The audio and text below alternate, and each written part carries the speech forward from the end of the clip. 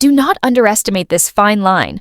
It is made of nanoblade material, and despite being only 1/10 the thickness of a human hair, it can slice a ship in half. Their goal is to retrieve the hard drive from the ship, Judgment Day, which contains data about the Trisolaran's invasion of Earth. However, due to the limited number of blades, their spacing can only be set at 50 centimeters. This means the operation must take place during the day, as people lying down at night could potentially avoid the blades, while those standing or walking during the day are highly susceptible to being cut. On the day of the operation, engineers set up huge pillars on both sides of the canal and installed the nanoblades between them. To avoid accidentally harming other ships, the blades remained submerged, quietly waiting for their target. The professor nervously stared at the monitor, watching for any sign of the Judgment Day. When the last small boat passed, a deadly invisible net silently rose to the surface. The Judgment Day finally appeared.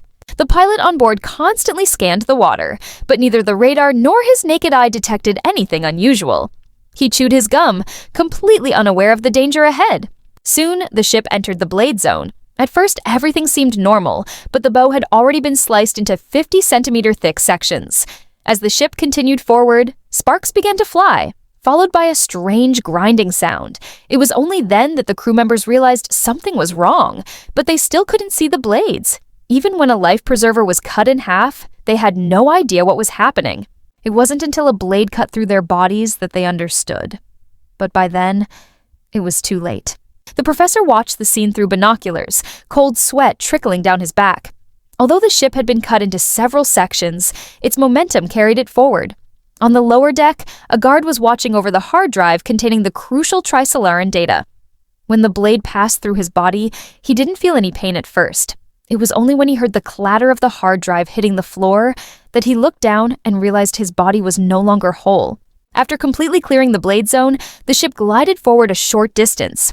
Ultimately, no one on board survived, but thanks to the clean cuts of the nanoblades, the hard drive was salvageable and the valuable information was successfully retrieved. I have some questions in my mind. If you were on the Judgment Day ship, what would you have done? Do you think anyone could have survived the nanoblades? Could this kind of technology ever exist in our real future? What's scarier to you, the Trisolaran invasion or the nanoblades? One click from you gives life to countless stories. Subscribe today and let's grow this journey side by side. Thanks for watching. Love you all.